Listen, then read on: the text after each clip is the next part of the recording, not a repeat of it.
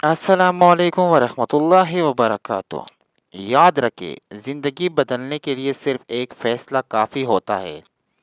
क्या आप वो फ़ैसला आज करेंगे?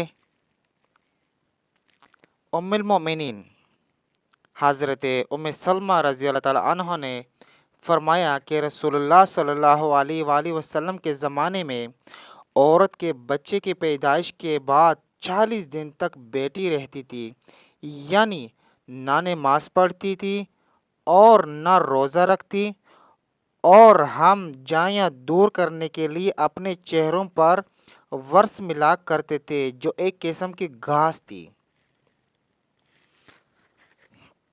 बच्चे की पैदाइश के बाद जो खून जारी हुआ करता है, इस खून को निफास कहते हैं। क्योंकि जो आज का हमारा टॉपिक है वो है निफास के अहकाम। वीडियो को आखिर तक देखिए, क्योंकि आखिर में मैं आपको एक ऐसी बात बताने वाला हूँ जो शायद आपने पहले कभी ना सुनी हो। और इस ज़माने में औरत को नफसा कहा जाता था। इस औरत के भी वही अहकाम है जो हैज़ वाली औरत के हैं। जिस तरह हैज़ वाली औरत पर नमाज फ़र्ज़ नहीं है और उसे कोई भी नमाज अदा करना या कुरान शरीफ पढ़ना या इसका छूना या मस्जिद में दाखिल होना जायज़ नहीं, इसी तरह निफास वाली औरत पर भी नमाज फ़र्ज़ नहीं और ना इसे नमाज पढ़ना दुरुस्त है। कुरान शरीफ पढ़ना या इसका छूना या मस्जिद में दाखिल होना भी इसके लिए जायज़ नहीं।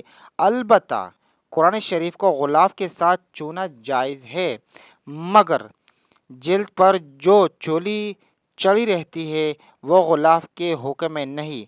अगर गुलाफ के अंदर कुरान शरीफ नहीं तो चढ़ी हुई चोली को हाथ लगाना इनके लिए जायज़ ना होगा। चोली से मुराद वो कपड़ा जो गत्तों के साथ सिला हुआ हो, प्लास्टिक कवर जो गत्तों से बिल्कुल चिपका हुआ हो या सिला हुआ हो, जो जुदा ना होता हो, वो भी चोली के हुक्म में है। अब मसला आता है, निफास वाली औरत को कोई रोज़ा नफल या फ़र्ज़ रखना जायज़ नहीं। अगर रमज़ान में ऐसा मौका आ जाए तो रोज़ेदार रोज़े छोड़ दे, फिर बाद में पाकी के ज़माने में कज़ा रख ले। अब बात आती है हैज़ वाली औरत की तरह निफास वाली औरत भी कुरान मजीद के अलावा दूसरी चीज़ें पढ़ सकती है, मसलन दुरूद शरीफ, इस्तग़फ़ार, पहला, दूसरा और तीसरा, चौथा कलमा वगैरह। और अगर कोई आयत दुआ बतौर दुआ के लिए पढ़ना चाहिए तो वो भी पढ़ सकती है। अगर आज की बात ने आपके दिल को छुआ हो तो इस वीडियो को ज़रूर शेयर करें ताकि ये पैगाम और लोगों तक पहुंच सके।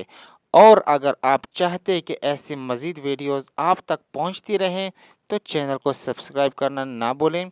अल्लाह हमें अमल की तौफीक दे, आमीन। अस्सलामु अलैकुम वरहमतुल्लाहि वबरकातुहू।